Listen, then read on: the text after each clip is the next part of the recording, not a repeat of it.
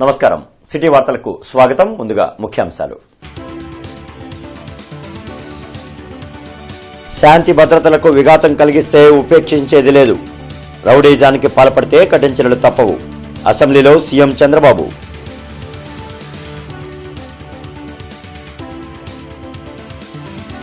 మన బడి మన బాధ్యతను దశలవారీగా పూర్తి చేస్తాం. ప్రభుత్వ బడుల్లో మౌలిక వసతుల కల్పనకు చర్యలు. మంత్రి లోకేష్ వెల్లడి.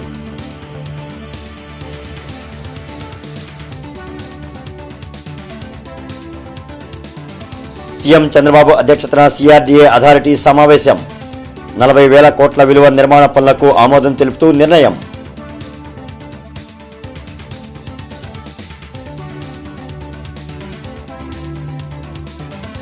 పక్కా ప్రణాళికతో రాజధాని అభివృద్ధి చేస్తాం. 3 ఏళ్లలో రాజధాని నిర్మాణం పూర్తి చేస్తామన్న మంత్రి నారాయణ.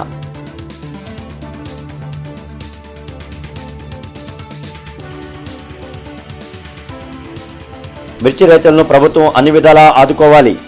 కనీస మద్దతు ధర కల్పించాలన్న ఎమ్మెల్సీలు లక్ష్మణరావు, మరి రాజశేఖర్, చంద్రగిరి యేసరత్నం.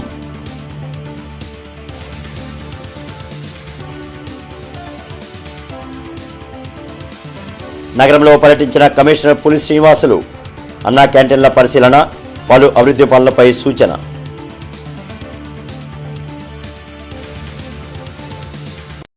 తన జీవితంలో రాజకీయ కక్షలనేవి ఉండవని సీఎం చంద్రబాబు తెలిపారు.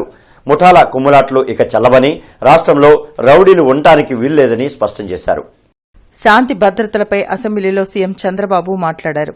మహిళలపై దాడులు, అత్యాచారాలకు పాల్పడేవారు ఇక నుంచి తప్పించుకోలేరని హెచ్చరించారు. శక్తి యాప్ను ప్రభుత్వం అందుబాటులోకి తెచ్చిందని, ఆపదలో ఉన్న మహిళలకు ఈ యాప్ రక్షణగా నిలుస్తుందన్నారు. టెక్నాలజీని అన్ని విధాలా సద్వినియోగం చేసుకుంటున్నామని, పోలీసులు నిర్లక్ష్యం వహించినా చర్యలు తప్పవన్నారు. మీ నియోజకవర్గాల్లో లా అండ్ ఆర్డర్ కంట్రోల్ చేయడం మీ బాధ్యత. లా అండ్ ఆర్డర్ ని మనం గాని విస్మరిస్తే ప్రజల్లో అశాంతి వస్తే కరెక్ట్ కాదు. ఇంకొక విషయం కూడా చెప్తున్నాను. రాజకీయ ముసుగులో నేరాలు ఘోరాలు చేసి ఎదురుదాడి చేసి తప్పించుకుంటా ఉంటే ఈ ప్రభుత్వంలో సాగనివ్వనని మరొక్కసారి చాలా స్పష్టంగా, ఎవరైనా సరే ఆడబిడ్డల పైన అత్యాచారాలు చేసి తప్పించుకోవాలంటే ఈ ప్రభుత్వంలో వీలు కాదు. అదే చివరి రోజు అవుతుందని మరొక్కసారి హెచ్చరిస్తున్నాను. చాలా కఠినంగా చెప్తున్నా. ఇంకా కొంతమంది అక్కడక్కడ చూస్తున్నారు, ఆకతాయిలున్నారు, ఇష్టానుసారంగా ప్రవర్తిస్తున్నారు. రాష్ట్రంలో గంజాయి, డ్రగ్స్ నివారణకు కూటమి ప్రభుత్వం పకడ్బందీ చర్యలు చేపట్టిందన్నారు. డ్రోన్లతో పర్యవేక్షిస్తున్నామని, ఎక్కడ గంజాయి సాగు చేస్తున్నా గుర్తించి వాటిని ధ్వంసం చేస్తున్నట్లు చెప్పారు. గంజాయి సాగుపై యుద్దం చేస్తున్నామని, ఎట్టి పరిస్థితిలోనూ ఆపేది లేదన్నారు. తమ పిల్లలపై తల్లిదండ్రులు ఎప్పటికప్పుడు దృష్టి పెట్టి ఏం చేస్తున్నారో చూడాలని సీఎం సూచించారు.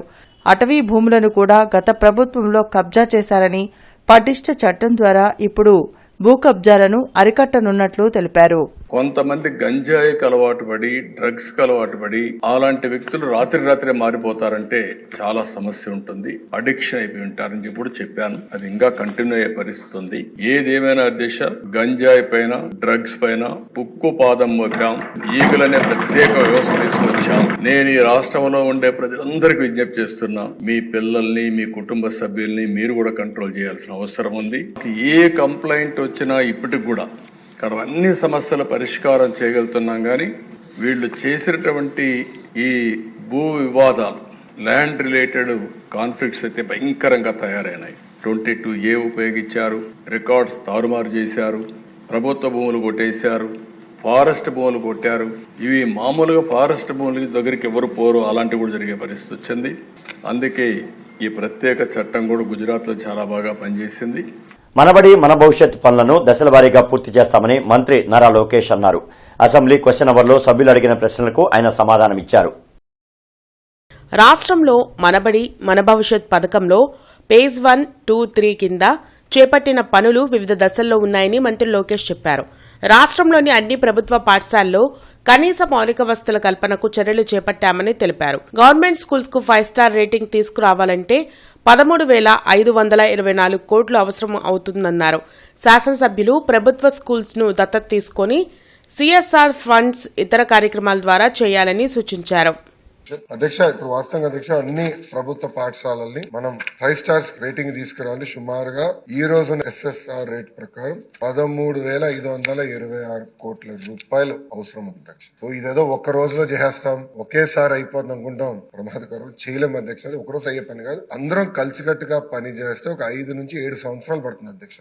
ఇక్కడ నేను గౌరవ సభ్యులందరినీ కూడా ఏంటంటే, మనం కూడా ప్రభుత్వ పాఠశాలల్ని దత్తత తీసుకుని లోకల్ CSR నిధులు కానివ్వండి, ఇతర వేరే కార్యక్రమాల ద్వారా నిధులు జతపరిచి ఈ ప్రభుత్వ పాఠశాలని ఇన్ఫ్రాస్ట్రక్చర్ ని ప్రధానంగా ఇంప్రూవ్ చేయాలని గౌరవ సభ్యులందరినీ కోరుతున్నాను.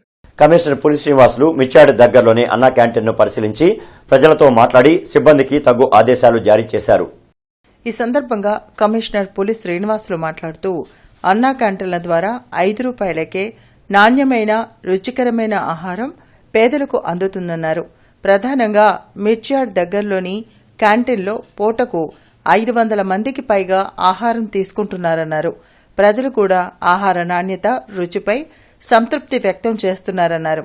క్యాంటీన్లకు వస్తున్న పేదవారికి ఎవ్వరికీ ఆహారం అందలేదని, ఫిర్యాదు రాకూడదని, అందుకు తగిన విధంగా ఆహారం సరఫరా జరిగేలా అక్షయపాత్ర సిబ్బంది అందించాలన్నారు. ప్రజలు క్యాంటీన్లో అందే ఆహారంపై తమ అభిప్రాయాలను QR కోడ్ ద్వారా తెలియజేయవచ్చన్నారు. మామూలుగా అయితే ఇప్పుడు ఇక్కడ 5 రూపాయలు కదా, అదే ఐటమ్స్ మామూలు బయట 50 రూపాయలు సర్వ్ చేస్తున్నారు. ఇప్పుడు ఐటమ్స్ ఎలా ఉన్నాయి,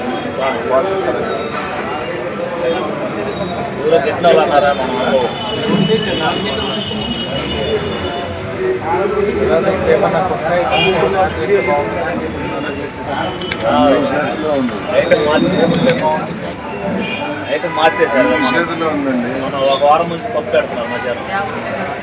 ముఖ్యమంత్రి చంద్రబాబు అధ్యక్షతన CRDA అథారిటీ సమావేశం జరిగింది.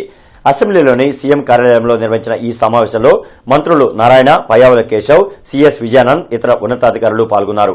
దాదాపు 70 పనులకు సంబంధించిన 40,000 కోట్ల విలువైన నిర్మాణ పనులకు CRDA అథారిటీ ఆమోదం తెలిపింది. పక్కా ప్రణాళికతో రాజధాని అమరావతి నిర్మాణం జరుగుతుందని మంత్రి నారాయణ తెలిపారు.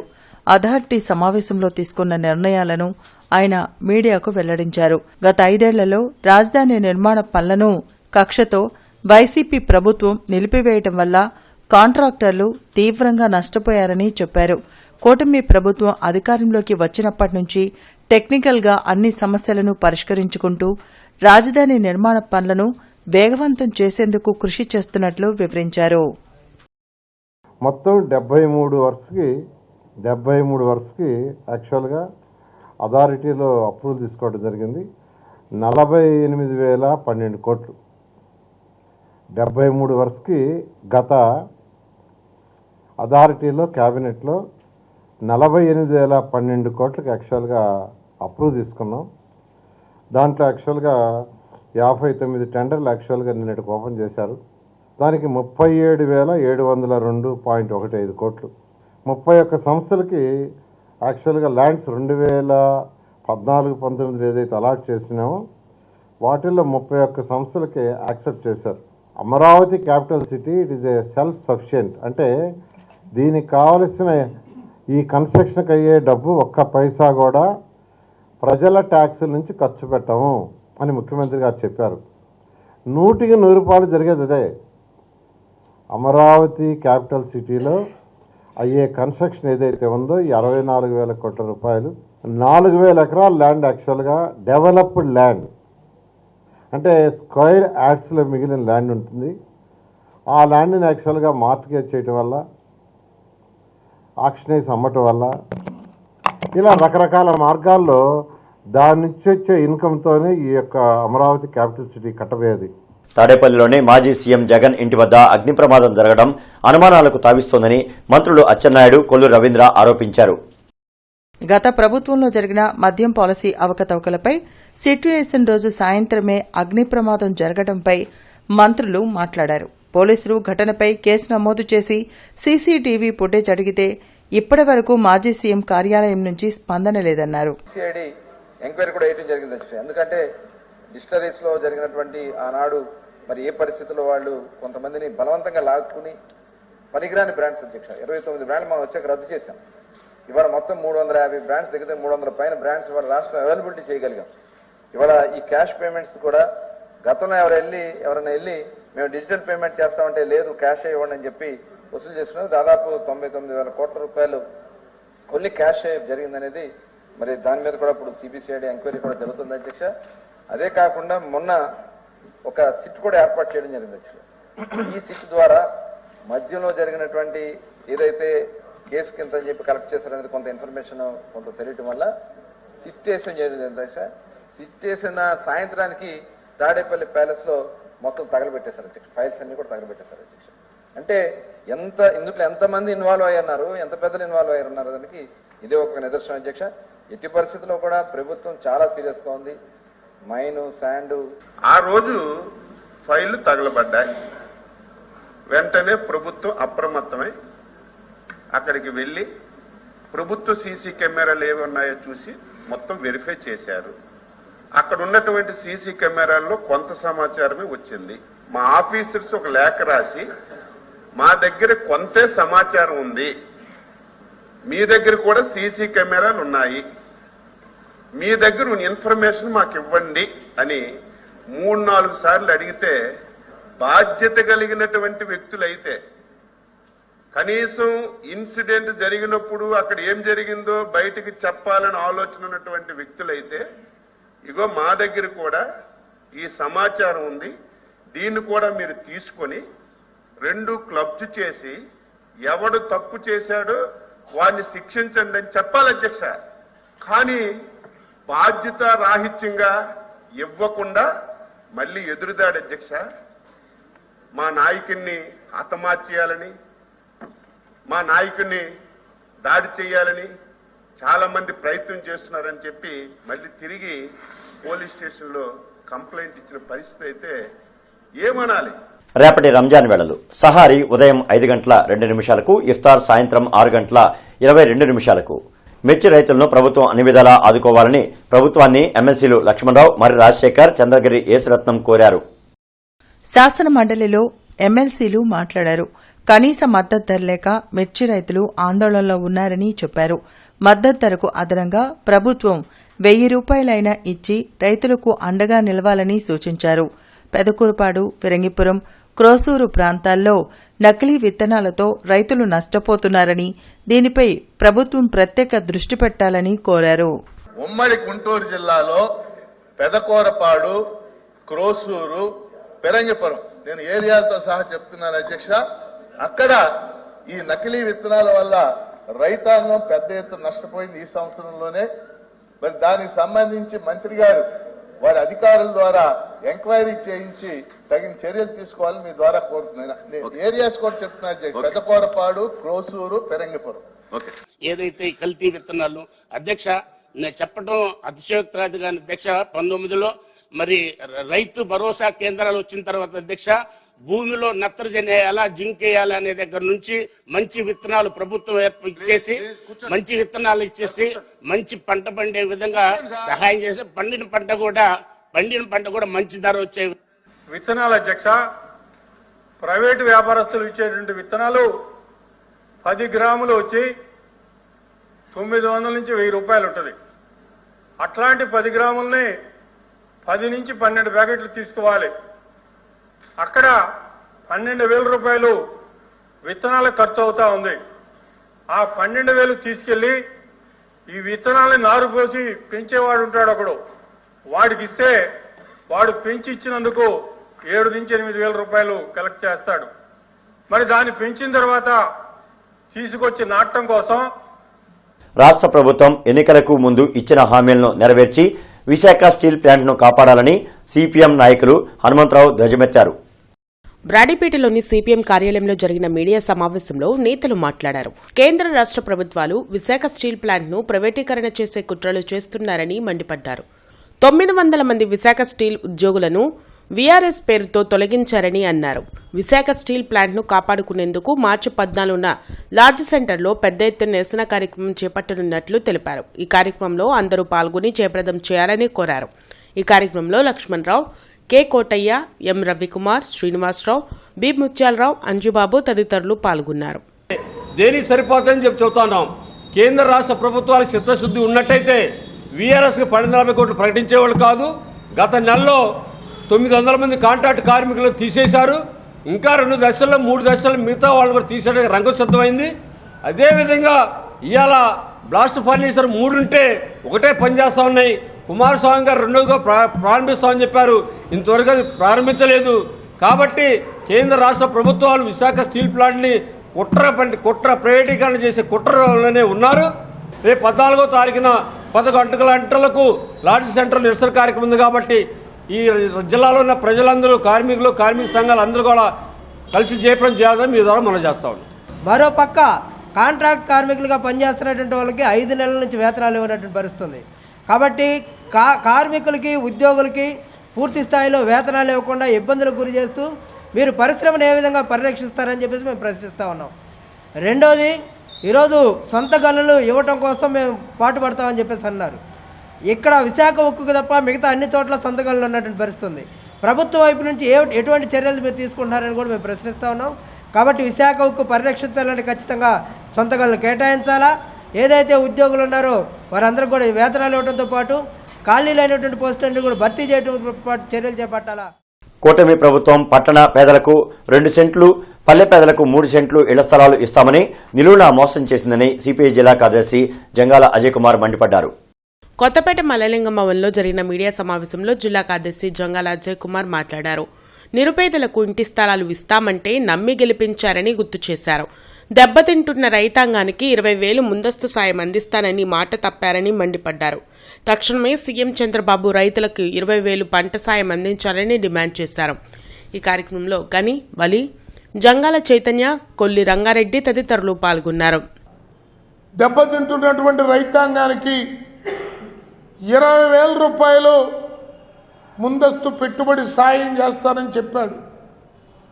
రైతులు ఆత్మహత్యల పరంపర కొనసాగుతున్నప్పటికీ ఈనాటికి కూడా ప్రభుత్వం వైపు నుంచి కనీస స్పందన లేకపోవడం స్పష్టంగా కనపడుతూ ఉన్నది.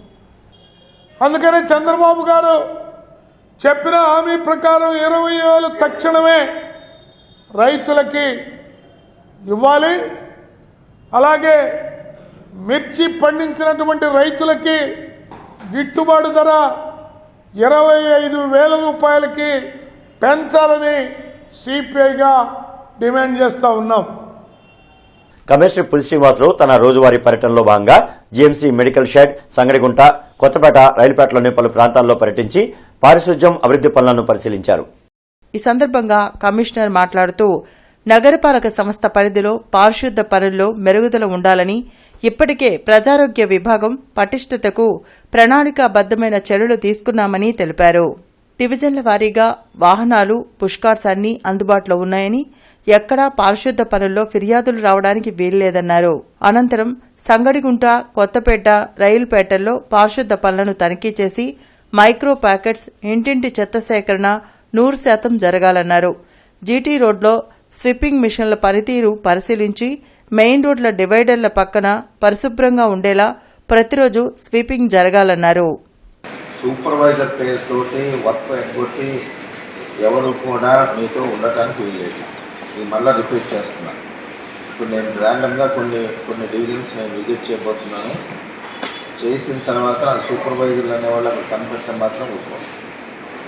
ఇక 3వ అంశము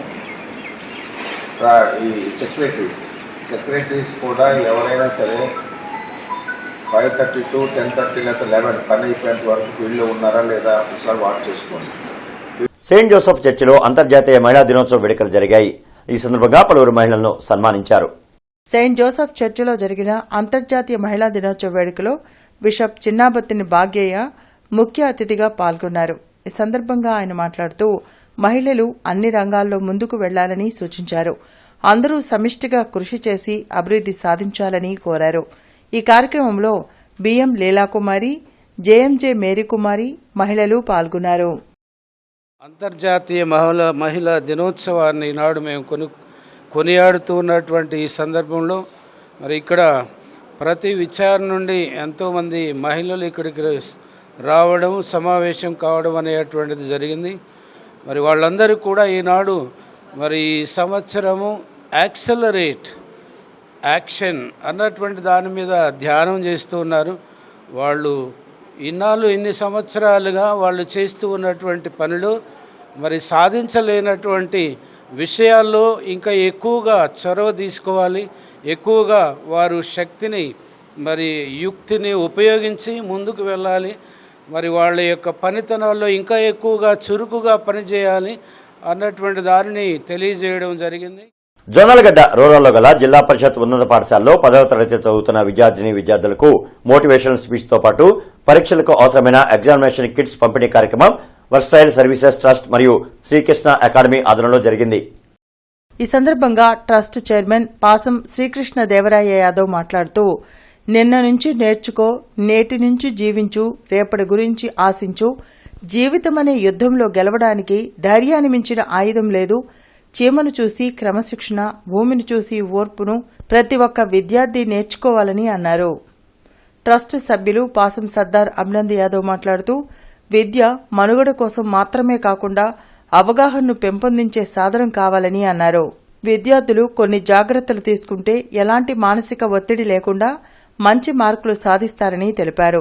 ఈ కార్యక్రమంలో ట్రస్ట్ సభ్యులు, ఆంధ్రప్రదేశ్ యాదవ సంఘం రాష్ట్ర అధ్యక్షులు కుర్రా శ్రీనివాస్ యాదవ్ మరియు కోనంకి మురళీకృష్ణ యాదవ్, ట్రస్ట్ వాలంటీర్స్ అనంగి కృష్ణతేజ యాదవ్, ఉమేష్ చంద్ర, సత్య, వినాయక్ మరియు పాఠశాల సిబ్బంది పాల్గొన్నారు.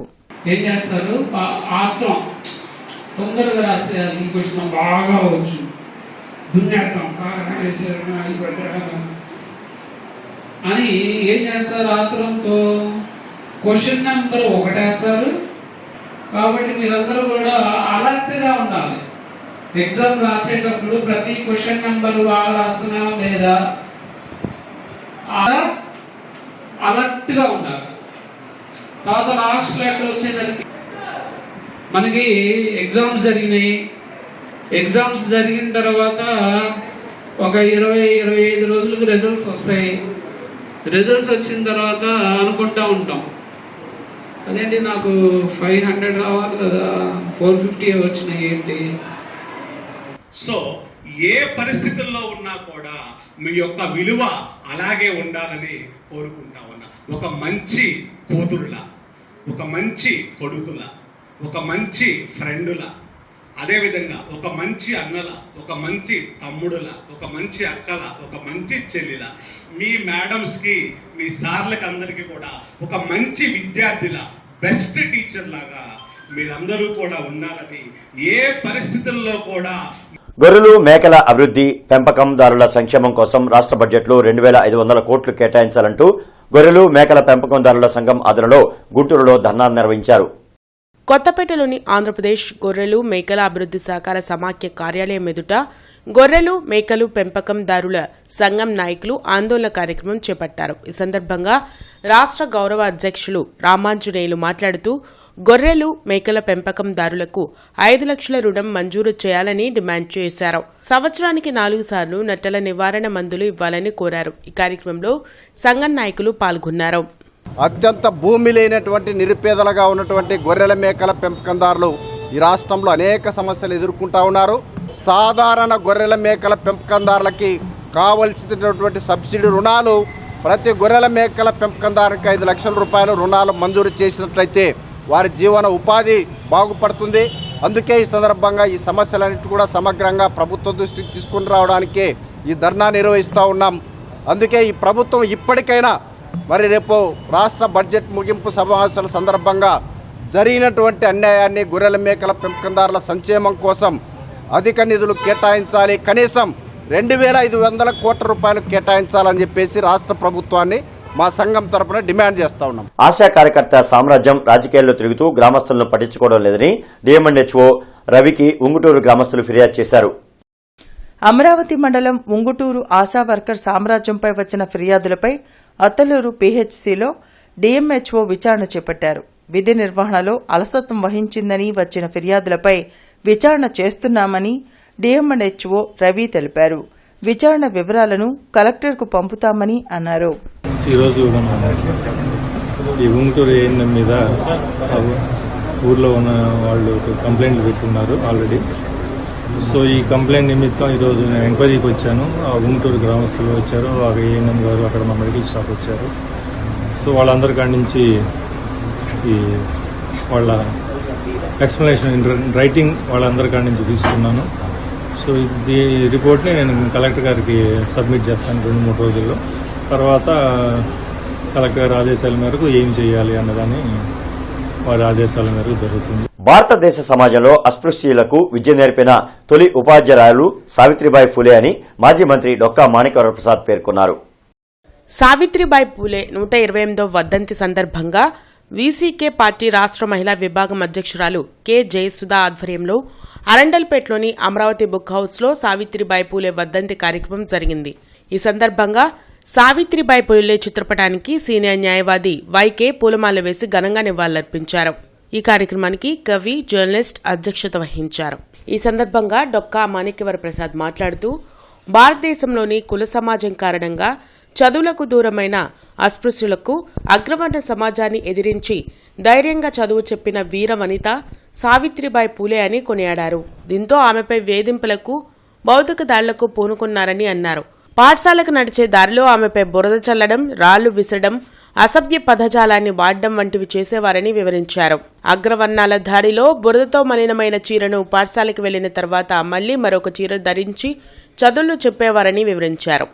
కార్యక్రమంలో బీసీ నాయకులు PV Ramanaiah, Subrahmanyam, RTI activist Prashanti, Rayapudi Maryadas తదితరులు పాల్గొన్నారు. వార్తలు ముగించే ముందు ముఖ్యాంశాలు మరొకసారి. శాంతి భద్రతలకు విఘాతం కలిగిస్తే ఉపేక్షించేది లేదు. రౌడీజానికి పాల్పడితే కఠిన చర్యలు తప్పవు. అసెంబ్లీలో సీఎం చంద్రబాబు.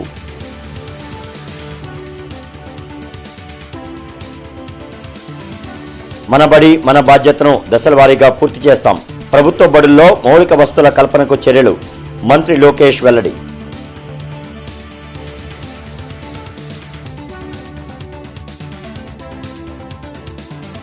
సీఎం చంద్రబాబు అధ్యక్షతన సిఆర్డీఏ అథారిటీ సమావేశం. 40,000 కోట్ల విలువ నిర్మాణ పనులకు ఆమోదం తెలుపుతూ నిర్ణయం.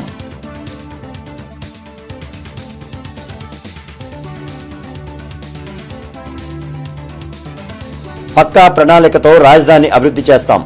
3 ఏళ్లలో రాజధాని నిర్మాణం పూర్తి చేస్తామన్న మంత్రి నారాయణ.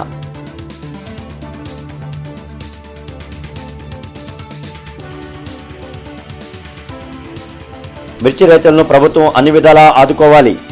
కనీస మద్దతు ధర కల్పించాలన్న ఎమ్మెల్సీలు లక్ష్మణరావు, మరి రాజశేఖర్, చంద్రగిరి యేసరత్నం.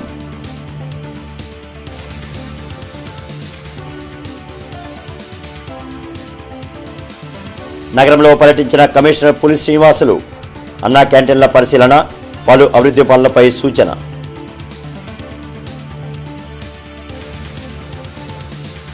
ఇక ఈ వార్తలు ఇంతటితో సమాప్తం. నమస్కారం.